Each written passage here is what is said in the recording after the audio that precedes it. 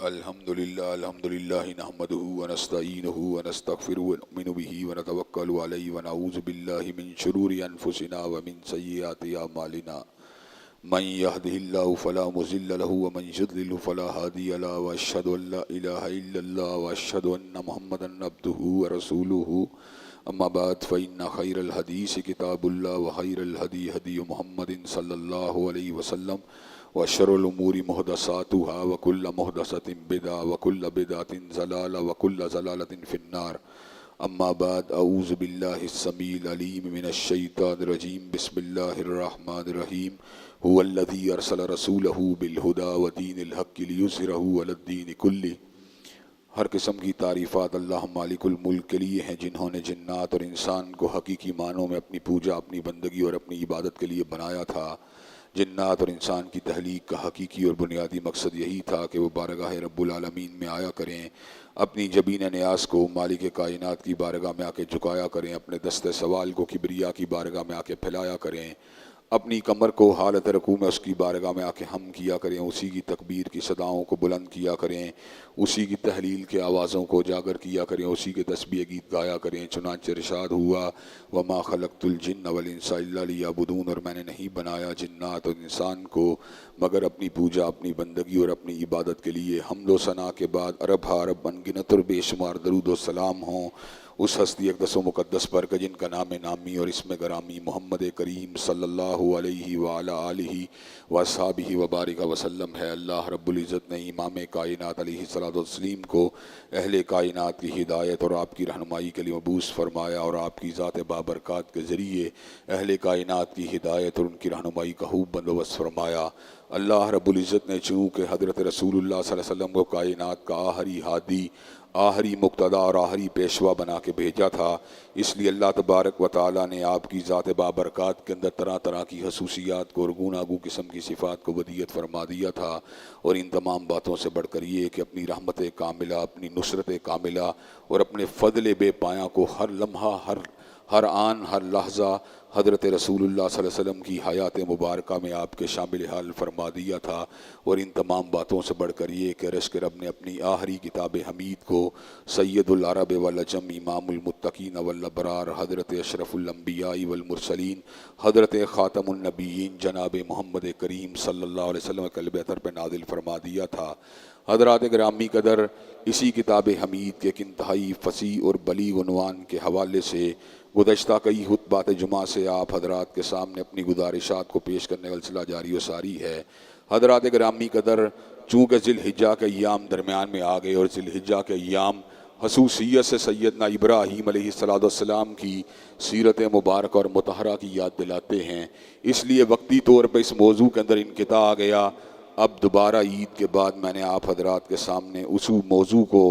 آپ کے سامنے رکھنا ہے۔ اس ضمن کے اندر پہلی بات جہاں سے یاد دہانی کے لیے آپ حضرات کے سامنے رکھنا چاہتا ہوں وہ یہ ہے کہ دین ایک مکمل ضابطہ حیات کا نام ہے۔ دین فقط عقائد کا، عبادات کا نام نہیں، بلکہ اس کے اندر معاملات کی پوری گہرائی اور گہرائی موجود ہے۔ وہ لوگ جو دین کے حوالے سے اس قسم کا ذہن رکھتے ہیں کہ بعض عبادات کو بجا لانے سے ہم دین کے اوپر چلنا کے اندر جو ہیں کمال کو حاصل کر چکے ہیں، ان لوگوں کو اپنا زاویہ نگاہ درست کرنے کی ضرورت ہے۔ ہماری معیشت، ہماری معاشرت، ہمارے معاملات، ہمارا طرز زندگی، ہماری شادی بیاہ، ہماری حکومت، ہماری ریاست، ہماری سیاست، سبھی کچھ دین کے تابع ہونی چاہیے۔ حضرات گرامی قدر، اسی وجہ سے مائیکل ہارٹ نے حضرت رسول اللہ صلی اللہ علیہ وسلم کی شخصیت مبارکہ کے حوالے سے بجا طور پہ کہا تھا کہ he was the only man in the human history who was supremely successful in all the phases of life، کہ وہ کائنات کے واحد انسان ہیں جو دنیا روحانیت کے امام بن کے نہیں آئے بلکہ دنیا مادیت کے بھی امام ہیں۔ وہ واحد انسان ہیں جو فقط انسانوں کی روح کی بالیدگی کو عطا کرنے کے لیے نہیں آئے بلکہ زندگی کی تمام جہتوں کو راست اور سیدھے راستے کے اوپر چلانے کے لیے آئے ہیں۔ یہی وجہ ہے کہ حضرت رسول اللہ صلی اللہ علیہ وسلم نے جہاں پر انفرادی حیثیت کے اندر انسانوں کی اصلاح کے عظیم الشان فریضے کو انجام دیا، وہاں پر آپ نے اجتماعی حیثیت سے سماجی زندگی کے اندر بھی اور سیاسی زندگی کے اندر بھی لوگوں کو مکمل طور پہ گائیڈ کیا۔ حضرات گرامی قدر، حضرت رسول اللہ صلی اللہ علیہ وسلم جو تھے وہ ایک عظیم الشان رہنما، عظیم الشان راہبر فقط مسجد کی حد تک نہیں تھے، بلکہ he was a great statesman, آپ عظیم الشان سیاسی رہنما بھی تھے۔ حضرات گرامی قدر، یہی وجہ ہے کہ دنیا کے اندر بہت سے لوگ حضرت رسول اللہ صلی اللہ علیہ وسلم کی پولیٹیکل لائف کو بھی بڑی توجہ کے ساتھ، بڑی انہماک کے ساتھ اور بڑے ہی فوکس کر کے سمجھنے کی کوشش کرتے ہیں کہ آخر کیا وجہ ہے کہ مدینہ طیبہ کے ایک بوریا نشین کی اثر انگیزی کا عالم یہ تھا کہ اس نے اپنے دور کی بڑی بڑی سپر طاقتوں کو مٹا دیا، اس نے کلیسا کی ہیبت کو مٹا دیا، اس نے کسریٰ کے آتش کدے کو بجھا دیا، اس نے پوری دنیا کے اندر توحید کے غلغلے کو مچا دیا۔ حضرات گرامی قدر، یہ وہ باتیں ہیں جو لوگوں کو ورطہ حیرت کے اندر گم کر دیتی ہیں کہ حضرت رسول اللہ صلی اللہ علیہ وسلم کی مادی زندگی اور حضرت رسول اللہ صلی اللہ علیہ وسلم کی ظاہری زندگی کے اندر دنیا داری کا کوئی رنگ اور کوئی روپ نظر نہیں آتا، لیکن وہ جو نکتہ وروں سے حل نہ ہوا اور جو دانشوروں سے کھل نہ سکا، وہ راز ہی کملی والوں نے کھول دیا چند اشاروں میں۔ اور حضرات گرامی قدر، پنڈت ہری چند اختر کو ایسے ہی یہ بات نہیں کہنی پڑی کہ کس نے ذروں کو اٹھایا اور صحرا کر دیا، اور کس نے قطروں کو ملایا اور دریا کر دیا، اور ایک عرب نے آدمی کا بول بالا کر دیا۔ حضرات گرامی قدر، آدمیت کو اپنی منزل اگر ملی تو حضرت رسول اللہ صلی اللہ علیہ وسلم کے نقش قدم پہ چل کے ملی۔ اس ضمن کے اندر میں اپنی گزارشات کو آپ حضرات کے گوش گزار کرتا رہا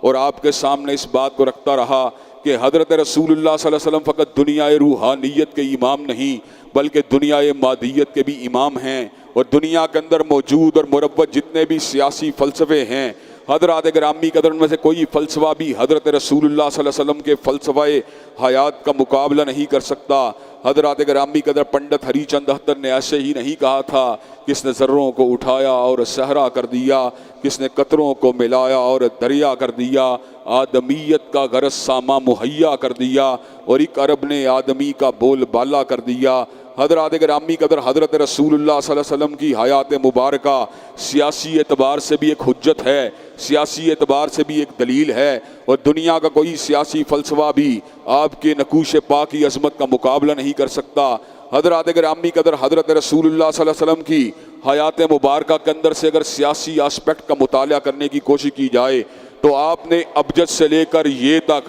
آپ نے الف سے لے کر یہ تک سیاست کے تمام رموز کو اپنے اشاروں سے کھول کے واہ فرما دیا، اور آپ نے دنیا والوں کو یہ بات سمجھا دی اور دنیا والوں کو یہ بات بتلا دی کہ سیاست ایسی ہونی چاہیے جس کے اندر اللہ تبارک و تعالیٰ کی حاکمیت اور اس کے قوانین کی عمل داری ہونی چاہیے، اور آپ نے کائنات کے لوگوں کو یہ بتلا دیا کہ انسانوں کو انسانوں کی غلامی سے آزاد کروا کر اللہ تبارک و تعالیٰ کی غلامی میں دینا، یہی سیاست کا اصل مقصود اور اصل مطلوب ہے۔ چنانچہ حضرات گرامی قدر، ان تمام کی تمام بحوث کو ایک مرتبہ پھر آپ حضرات کے گوش گزار کرنا میں ضروری سمجھتا ہوں، لیکن حضرات گرامی قدر، اس ضمن کے اندر ایک بات کو آپ حضرات کے گوش گزار کرنا بھی ضروری سمجھتا ہوں کہ آج کا دور ایسا دور ہے جس کے اندر حضرت رسول اللہ صلی اللہ علیہ وسلم کو فقط روحانیت کا امام مانا جاتا ہے، فقط مادیت کا امام نہیں، مادی زندگی سے ان کی رہنمائی کے تعلق کو کاٹ دیا جاتا ہے، اور دنیا مادیت کے اندر عمران خان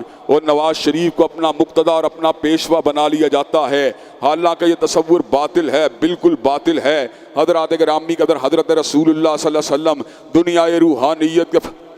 فقط امام بن کے نہیں آئے، بلکہ جو انسان اپنی زندگی کو صحیح معنوں میں کامیابی کے ساتھ گزارنا چاہتا ہے، اس کو حلیے کے معاملات ہوں یا لباس کے معاملات ہوں یا سیاسیات کے معاملات ہوں یا شادی بیاہ کے معاملات ہوں، ان کے اندر کامل طریقے سے حضرت رسول اللہ صلی اللہ علیہ وسلم کے نقوش پاک پر چلنا ہوگا۔ اللہ تبارک و تعالیٰ نے کلام حمید میں ایسے ہی ثمر کا اعلان نہیں فرما دیا، یا ایھا الذین آمنوا ادخلوا فی السلم کافہ، اے ایمان والو دین کے اندر پورے کے پورے داخل ہو جاؤ، ولا تتبعوا خطوات الشیطان، اور شیطان کے قدموں کی پیروی مت کرو، انہ لکم عدو مبین، وہ تمہارا کھلا دشمن ہے۔ حضرات گرامی قدر، جب ہم اللہ تبارک و تعالیٰ کی کسی بات کو چھوڑ کر شیطان لعین کی کسی بات کو مانتے ہیں تو ہم اس مرحلے کے اندر، زندگی کے اس شعبے کے اندر اور اس حصے کے اندر گویا کہ اللہ اور اس کے رسول کی تابعداری کو چھوڑ کر حضرات گرامی قدر ہم شیطان لعین کے تابعدار بن جاتے ہیں۔ حضرت رسول اللہ صلی اللہ علیہ وسلم کا مقام کیا ہے؟ یحل لہم الطیبات، وَيُحَرِّمُ عَلَيْهِمُ الْخَبَائِثَ وَيَضَعُ عَنْهُمْ إِصْرَهُمْ وَالْأَغْلَالَ الَّتِي كَانَتْ عَلَيْهِمْ۔ حضرت رسول اللہ صلی اللہ علیہ وسلم کائنات میں اس لیے جلوہ گر ہوئے کہ طیب چیزوں کو حلال کر دیا جائے اور ناپاک چیزوں کو حرام کر دیا جائے۔ وَيَضَعُ عَنْهُمْ إِصْرَهُمْ وَالْأَغْلَالَ الَّتِي كَانَتْ عَلَيْهِمْ، اور لوگوں کو ان بوجھوں سے آزاد کر دیا جائے اور ان توقوں سے آزاد کر دیا جائے جن توقوں اور جن بوجھوں نے لوگوں کی زندگی کو اجیرن بنا دیا، جس کے اندر انسانوں کی زندگی اور ان کی روحوں کو بوجھل بنا دیا۔ ان کے سینوں کو جو تھا اس کے اوپر ایک بوجھ کو لاد دیا، ان کی پشتوں کے اوپر ایک بوجھ کو لاد دیا۔ حضرات گرامی قدر، حضرت رسول اللہ صلی اللہ علیہ وسلم کی تعلیمات کا یہ فیضان تھا کہ لوگ ہلکے پھلکے ہو گئے، لوگوں کے اندر سے جتنے ان کے پر غلط قسم کے بوجھ جاہلیت کی وجہ سے پڑے ہوئے تھے، غلط قسم کے رسوم و رواج کی وجہ سے پڑے ہوئے تھے، حضرات گرامی قدر حضرت رسول اللہ صلی اللہ علیہ وسلم نے ان تمام کے تمام بوجھوں سے انسانیت کو آزاد کروا دیا۔ وَيَضَعُ عَنْهُمْ إِصْرَهُمْ وَالْأَغْلَالَ الَّتِي كَانَتْ عَلَيْهِمْ، غلامی کی ان زنجیروں نے جنہوں نے انسانوں کو جھگڑا ہوا تھا، حضرت رسول اللہ نے ان زنجیروں کو توڑ کے پرے پھینک دیا۔ حضرات گرامی قدر عبادت المخلوق سے اٹھا کر ان کو عبادت الخالق کا ہوگر بنا دیا۔ حضرات گرامی قدر اسلامی سیاست کا سب سے بڑا مقصد لا الہ الا اللہ کی عملداری ہے۔ اللہ تبارک و تعالیٰ نے اس امر کا اعلان فرما دیا، وما ارسلنا من قبلک من رسول الا نوحی الیہ انہ لا الہ الا انا فاعبدون۔ جتنے بھی انبیاء آئے، جتنے بھی رسول اللہ آئے، اسی دعوت اور اسی پیغام کو لے کے آئے کہ لا الہ الا اللہ کی عملداری ہونی چاہیے۔ اپنی جبین نیاز کو پتھر کے سامنے نہیں جھکایا جا سکتا، اپنی جبین نیاز کو مرکز کے سامنے نہیں جھکایا جا سکتا، اپنی جبین نیاز کو مزار کے سامنے نہیں جھکایا جا سکتا، اپنی جبین نیاز کو گنبد کے سامنے نہیں جھکایا جا سکتا، اپنی جبین نیاز کو دیوار کے سامنے نہیں جھکایا جا سکتا، اپنی جبین نیاز کو سورج چاند ستارے کے سامنے نہیں جھکایا جا سکتا، بلکہ جبین نیاز کو جب بھی جھکایا جائے گا اللہ تبارک و تعالیٰ کے سامنے جھکایا جائے گا۔ حضرت رسول اللہ صلی اللہ علیہ وسلم کی سیاست کا دار و مدار لا الہ الا اللہ کی عملداری کے اوپر تھا۔ حضرات گرامی قدر جتنی جنگیں ہوئیں، ان جنگوں کے اندر بھی بنیادی اساس یہی تھی کہ لا الہ الا اللہ کی کائنات کے اندر عملداری ہونی چاہیے۔ حضرت رسول اللہ صلی اللہ علیہ وسلم نے لا الہ الا اللہ کو کلید کامیابی قرار دے دیا اور اس امر کا اعلان فرما دیا، قولوا لا الہ الا اللہ تفلحوا تملک العرب والعجم۔ تم لا الہ الا اللہ کو کہنا شروع کر دو، عرب و عجم کے مالک بن جاؤ گے۔ حضرات گرامی قدر حضرت رسول اللہ صلی اللہ علیہ وسلم کی یہ پیشین گوئی کس انداز کے اندر پوری ہوئی کہ اللہ تبارک و تعالیٰ نے مسلمانوں کو عرب و عجم کا مالک بنا دیا۔ وعد اللہ الذین آمنوا منکم وعملوا الصالحات لیستخلفنہم فی الارض کما استخلف الذین من قبلہم۔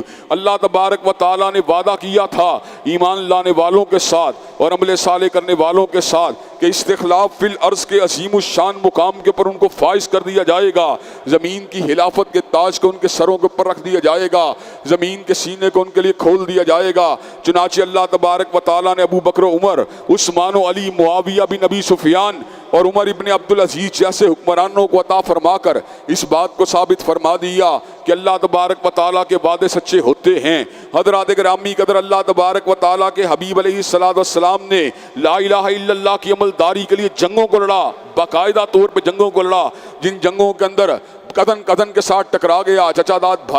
بھائی کے ساتھ ٹکرا گیا، ماموزاد بھائی جو تھا وہ پھوپھوداد بھائی کے ساتھ ٹکرا گیا، خالازاد بھائی جو تھا وہ خالازاد بھائی کے ساتھ ٹکرا گیا، لیکن لا الہ الا اللہ کی عملداری کو آپ نے یقینی بنا دیا۔ فتح مکہ کے دن آپ نے بیت اللہ الحرام میں داخل ہو کر حضرت علی المرتضیٰ کو اپنے کندھہ مبارک پہ اٹھا کر بتوں کو توڑ کے اس بات کو ثابت فرما دیا کہ جاء الحق وزہق الباطل ان الباطل کان زہوقا، حق آنے کے لیے ہے، باطل دبنے کے لیے ہے اور باطل کا مقدر دبنا ہے۔ حضرات گرامی قدر فتح مکہ کا دن کلائمیکس کا دن ہے، عروج کا دن ہے، انتہا کا دن ہے۔ جزیرۃ العرب پورا کا پورا جو تھا اس کو لات و منات و عزا ہبل کی خدائی سے نجات دلوا کر اللہ حکم الحاکمین کے آستانے کے اوپر جھکانے والا بنا دیا۔ حضرات گرامی قدر حضرت رسول اللہ صلی اللہ علیہ وسلم نے لا الہ الا اللہ کی عملداری کی بنیاد کے اوپر جو سیاست کی تھی، اس سیاست کے جانشین جو تھے وہ آپ کے خلفائے راشدین بنے۔ خلفائے راشدین بھی آپ کے مشن کو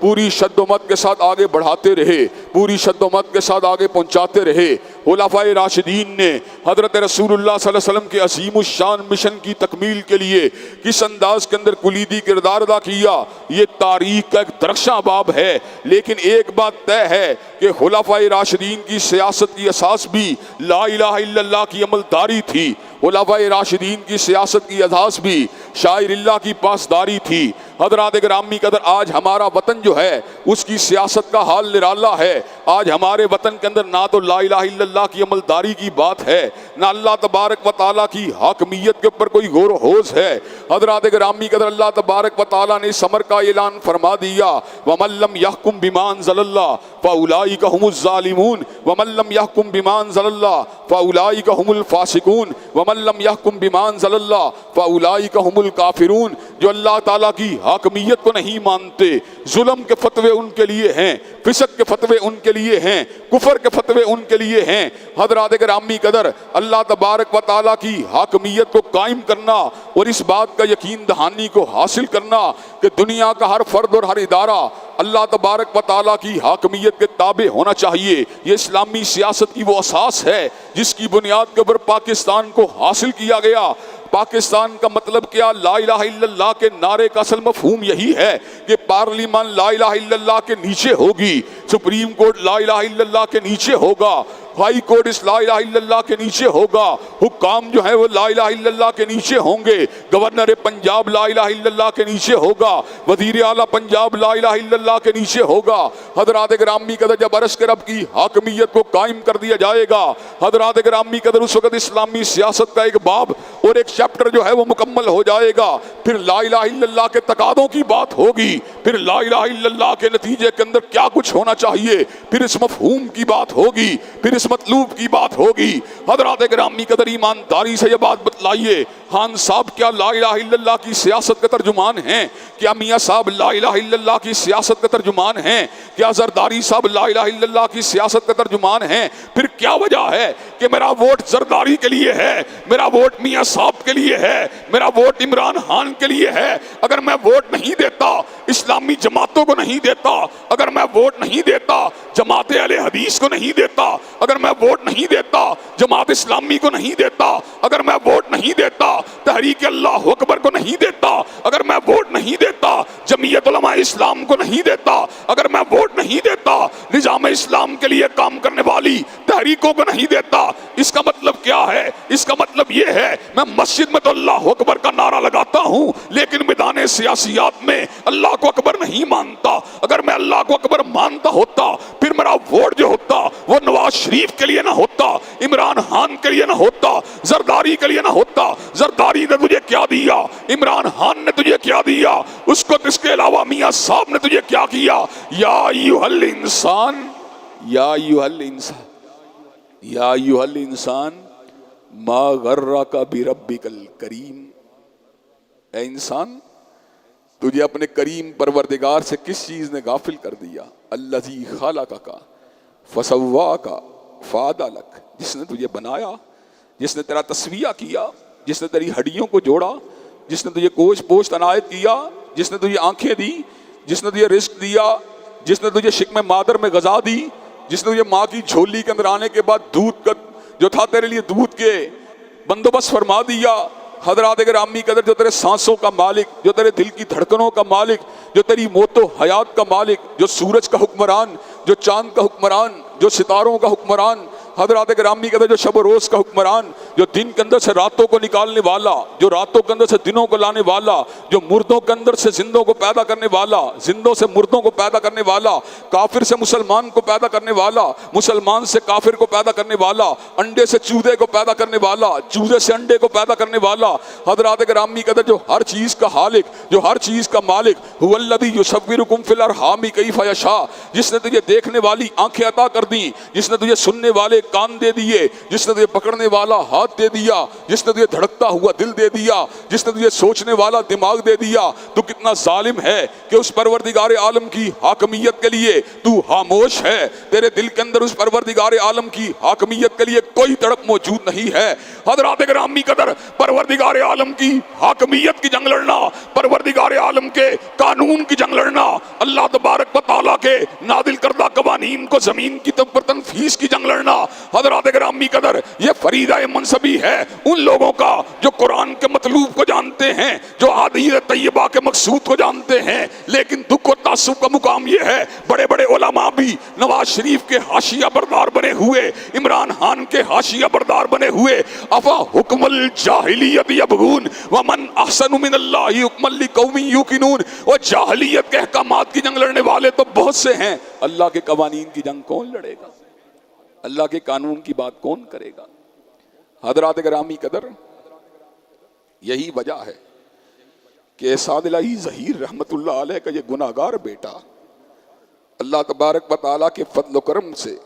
اس دور پرآشوب میں جب لوگ بڑی بڑی پارٹیوں کے پیچھے بھاگ رہے ہیں، آپ کو قال اللہ و قال الرسول کی صدائیں دے رہا ہے۔ حضرات گرامی قدر، قلم بردار بھی ہوں، وقت کا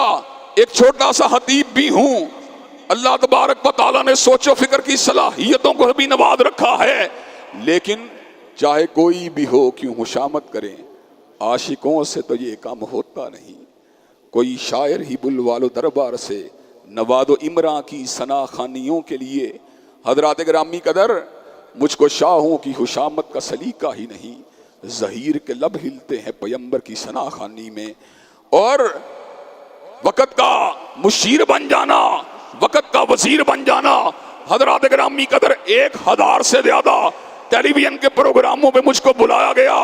سینکڑوں مرتبہ گورنر پنجاب کے ساتھ، وزیر اعلیٰ کے ساتھ، وفاقی وزراء کے ساتھ، وزیر اعظم کے ساتھ، صدر مملکت کے ساتھ اٹھنے کا موقع ملا، بیٹھنے کا موقع ملا، لیکن حضرات گرامی قدر اپنے ضمیر کو نہیں بیچا، اپنے قلم کو نہیں بیچا، اپنی زبان کو نہیں بیچا۔ حضرات گرامی قدر، آج آپ کے ضمیروں کے پر دستک دے رہا ہوں، اور یہ کہہ کے دستک دے رہا ہوں، نہ شاعر ہوں میں، نہ ادیب ہوں، نہ مشیر ہوں، نہ وزیر ہوں، فقط نظام مصطفیٰ کا نقیب ہوں اور رب کے در کا فقیر ہوں۔ حضرات گرامی قدر، اس زمین کے مسائل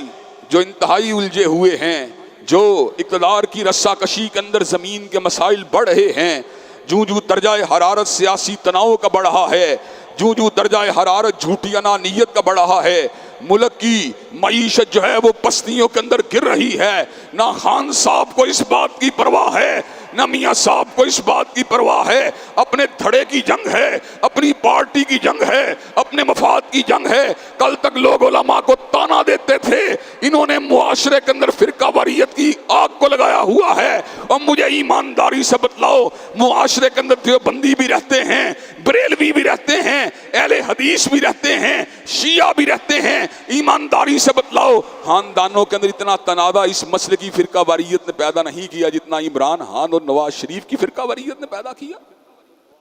بھائی بھائی کا دشمن بن گیا، باپ بیٹے کا دشمن بن گیا، بہنوئی سالے کا دشمن بن گیا۔ ایک ہی مجلس کے اندر تو میں کی آوازیں سننے کو ملتی ہیں۔ کس لیے لڑ رہے ہو؟ کاش تم لڑ رہے ہوتے اللہ کی حاکمیت کے لیے، کاش تم لڑ رہے ہوتے نظام مصطفیٰ کے لیے، کاش تم لڑ رہے ہوتے پیغمبر زماں کے قوانین کے لیے، تم لڑ رہے ہو اپنی جھوٹی انانیت کے لیے، تم لڑ رہے ہو کرسی کے لیے، تم لڑ رہے ہو اقتدار کے لیے، تم لڑ رہے ہو جھوٹے خداؤں کے لیے، تم لڑ رہے ہو پارٹی اور برادری کے جھوٹے دیوتاؤں کے لیے۔ ایمانداری سے بتلاؤ، آج امت کے زوال کی اصل وجہ کیا ہے؟ وہی دیری نہ بیماری، وہی نہ محکمی دل کی، اور علاج اس کا وہی یا بے نشات انگیز ہے ساکی۔ ایمانداری سے بتلاؤ، ایک وقت تھا جب حضور نے فرمایا تھا مرو ابا بکرین فلیصلی بالناس، ابو بکر کو بلایا جائے اور مصلی امامت پہ کھڑا کر دیا جائے، ما ینبغی لقوم ان یکون فیہم ابو بکر ان یؤمہم غیرہ، کہ جس قوم میں ابو بکر موجود ہو اس کے ہوتے ہوئے کوئی مسلح امامت پہ کھڑا نہیں ہو سکتا۔ حضرت اقبال نے بجا طور پہ کہا تھا نظام پادشاہی ہو یا جمہوری تماشا ہو، جدا ہو دین سیاست سے تو رہ جاتی ہے چنگیزی۔ جب تک ہمارا مسلح اور ہمارا تخت ایک جگہ پہ تھا ہم کائنات کے زمام کار کو سنبھالے ہوئے تھے، ہم کائنات کی ڈھوریوں کو تھامے ہوئے تھے، ہم کائنات کی بساط کو سمیٹے ہوئے تھے۔ حضرات گرامی قدر ہم نے مسلح کو ریاست سے جدا کر دیا، جو نہ تھا خوب بتدریج وہی خوب ہوا، اور غلامی میں بدل جاتا ہے قوموں کا ضمیر۔ حضرات گرامی قدر ہمارا ضمیر کیا بدلا، حضرات گرامی قدر نتیجہ کیا نکلا؟ آج نتیجہ یہ نکلا ضربت علیہم الذلۃ والمسکنہ وباؤوا بغضب من اللہ ذلک بانہم کانوا یکفرون بآیات اللہ۔ اللہ نے یہود کے بارے میں کہا تھا ان کے اوپر ذلت اور مسکنت کی مار تھی، ذلک بانہم کانوا یکفرون بآیات اللہ، اس لیے کہ وہ اللہ کی آیات کو جھٹلایا کرتے تھے۔ آج ہمارے اوپر ذلت اور مسکنت کی مار ہے، ضربت علیہم الذلۃ والمسکنہ وباؤوا بغضب من اللہ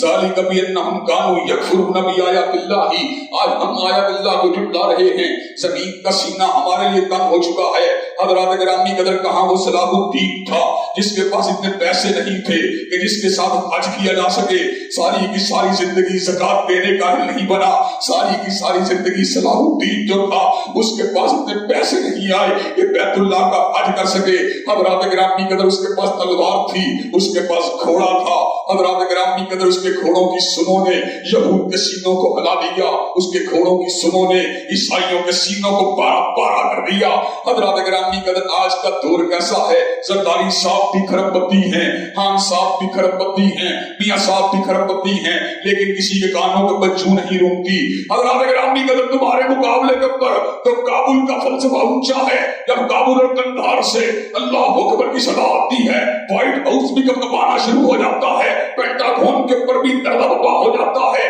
اس لیے کہ ان کو پتا ہے افغانیوں کے پاس بڑی بڑی گاڑیاں تو نہیں ہیں اور افغانیوں کے پاس بڑی بڑی جو ہے تجوریاں تو نہیں ہیں، لیکن افغانیوں کے پاس اللہ اکبر کا وہ نعرہ ہے کہ جس کے بارے میں رسول اللہ نے کہا تھا ایک وقت آئے گا مومنوں کی تکبیر کی وجہ سے بڑے بڑے شہر گر جایا کریں گے۔ حضرات گرامی قدر کل ہی میں اس واقعے کو پڑھا تھا کہ ہندو مندر کا جو ایک بڑا جو تھا وہاں پہ وہ جو بیٹھا ہوا تھا پنڈت، اس نے یہ بات کہی مسلمانوں کی مسجدوں کو دیکھو بے رنگ روپ ہوتی ہیں اور ہمارے مندروں کو دیکھو 1000 سال گزر چکا ہے، بالکل عالی شان ہے۔ حضرت شاہ عبدالعزیز رحمت اللہ علیہ، ابن شاہ ولی اللہ رحمت اللہ علیہ وہاں پر پہنچے، کہا پنڈت تو کیسی بات کرتا ہے، میں تجھ کو بتاتا ہوں کہ مسلمانوں کی مسجدیں اونچی ہیں کہ تیرا مندر اونچا ہے۔ حضرت گرامی قدر وہ کہاں پہ وہ لوگ تھے جن کے دلوں میں قرآن اتر چکا تھا؟ حضرت شاہ عبدالعزیز رحمت اللہ علیہ نے الفاظ کہے تو کیا کہے، مندروں کی دیواروں کی طرف انگلی کا اشارہ کر کے کہنے لگے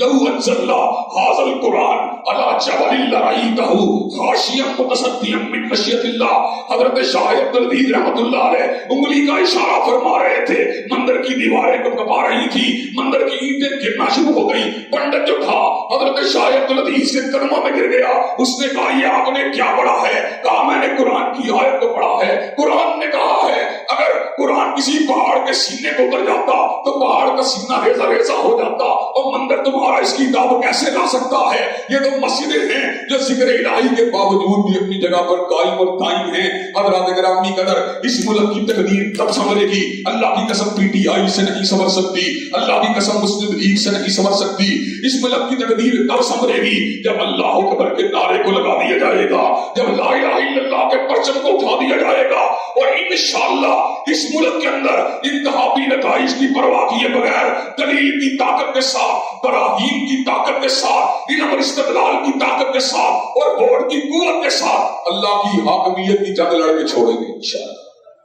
حضرات گرامی قدر کیا آپ یہ کام کرنے کے لیے تیار ہیں؟ انشاءاللہ جو باقی توحید کے بعد جو حکمرانان وقت کی ذمہ داریاں ہیں اور حکمرانان وقت کے چناؤ کے حوالے سے جو میں نے کچھ گزارشات آپ حضرات کے سامنے رکھی تھی، انشاءاللہ ان کو آئندہ خطبہ جمعہ میں آپ حضرات کے گوش گزار کیا جائے گا۔ اللہ تبارک و تعالی ہم سب کو صحیح معنوں میں توحید پر اللہ کی حاکمیت کے لیے کام کرنے کی توفیق دے۔ الحمدللہ نحمدہ ونستعینہ ونستغفرہ ونؤمن بہ ونتوکل علیہ ونعوذ بالله من شرور أنفسنا ومن سيئات أعمالنا من يهده الله فلا مضل له ومن يضلل فلا هادي له وأشهد أن لا إله إلا الله وأشهد أن محمدا عبده ورسوله أما بعد فإن خير الحديث كتاب الله وخير الهدي هدي محمد صلى الله عليه وسلم وشر الأمور محدثاتها وكل محدثة وكل بدعة ضلالة وكل ضلالة في النار. اللہ تبارک و تعالی کا دین ایک کامل دین ہے. جب اسے عقیدے اور عبادات کے ساتھ خاص کر دیا جائے تو پھر دین نہیں رہتا بلکہ مذہب بن جاتا ہے. اسلام دین نہیں بلکہ اسلام مذہب نہیں بلکہ دین ہے. دین وہ ہوتا ہے جس میں زندگی گزارنے کی تمام فیکلٹیز اور زندگی کے تمام شعبوں کے اندر کامل رہنمائی کو دیا جاتا ہے.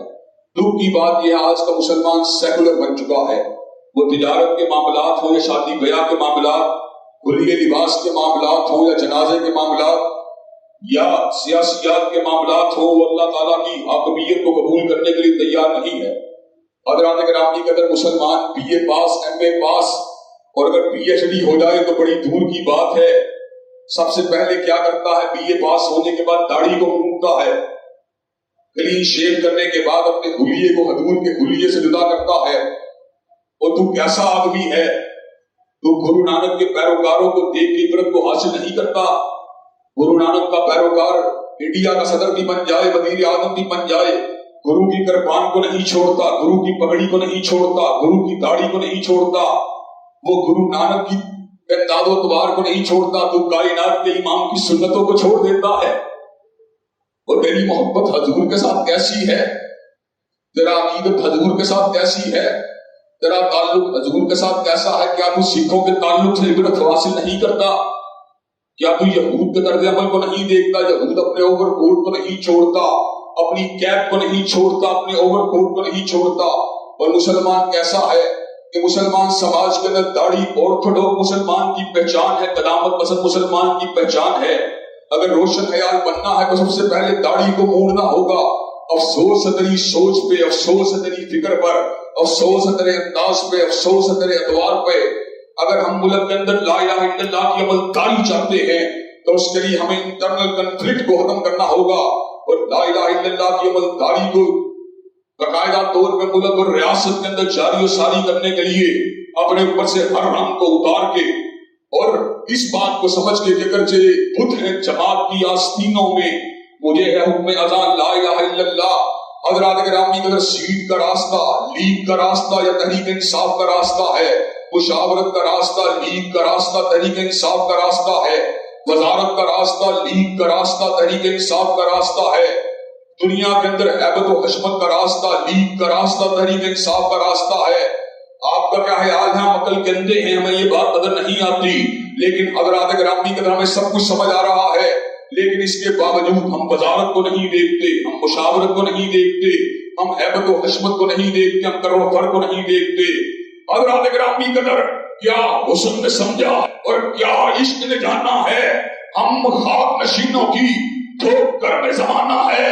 اللہ تبارک و تعالیٰ کے فضل و کرم سے وزارت و مشاورت اور کرسی کی جنگ کو چھوڑ کر اللہ کی حاکمیت کی جنگ اس ملک میں لڑ کے چھوڑیں گے اور لوگوں کے سینوں سے زنگار کو اتار کر اور ان کے دلوں سے میل و کچیل کو اتار کر اللہ کی حاکمیت کا نعرہ لگا کے چھوڑیں گے. اللہ تبارک و تعالی ہمیں صحیح معنوں میں اپنی حاکمیت کا کام کرنے کی توفیق دے. ان اللہ یامر بالعدل والاحسان وایتاء ذی القربى وینہی عن الفحشاء والمنکر والبغی. سبحان ربک رب العزة عما یصفون وسلام علی المرسلین والحمد للہ رب العالمین.